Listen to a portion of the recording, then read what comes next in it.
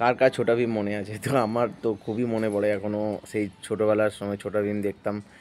তো খাওয়া নেই দাওয়া নেই, ডোরেমন, ছোটা ভীম। তো আমরা তো এখনও অনেকেই ভালোবাসি, এখনও খেতে বসে বসে গোপাল ভাঁড়, ছোটা ভীম, ডোরেমন এখনও দেখি। কে কে এখনও দেখে তো আমাদের একটু জানাবেন প্লিজ। তো বেস্ট একটা ক্যারেক্টার ছিল, তার মধ্যে সবথেকে বেস্ট ক্যারেক্টার ছিল একটা ঝিন টপাক ডাম ডাম।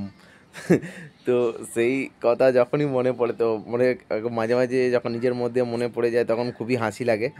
তো কার কার এই কথাটা এখনও মনে আছে? আর ছোটা ভীম বা য যে কোনো কার্টুন খেতে বসে কারা কারা দেখেন, তো এখনও বলবেন। যখন আমরা এখন মিস করি যখন বিক্রম বেতাল, এখনও যেগুলো হচ্ছে নন্টে ফন্টে, ঠাকুমার ঝুলি, তো আরও ছিল যে কার্টুনগুলো, পঞ্চতন্ত্র, অনেক কিছু আমরা মিস করে গেছি আমাদের জীবন থেকে। এখন সেই জেনারেশন তো সেই জিনিসটা ফিলই করতে পারে না। তারপরে ছিনচ্যান, নিনজা হাতুড়ি, পোকেমন, বেন টেন। তো আমরা সেই জিনিসগুলো খুবই উপভোগ করেছি। তো এখন সেই জেনারেশন সেই জিনিসটা বুঝতে পারেনি, কিন্তু আগে আমাদের কাছে ফোন ছিল না, তাই আমরা প্রচুর এন্টারটেনমেন্ট করেছি।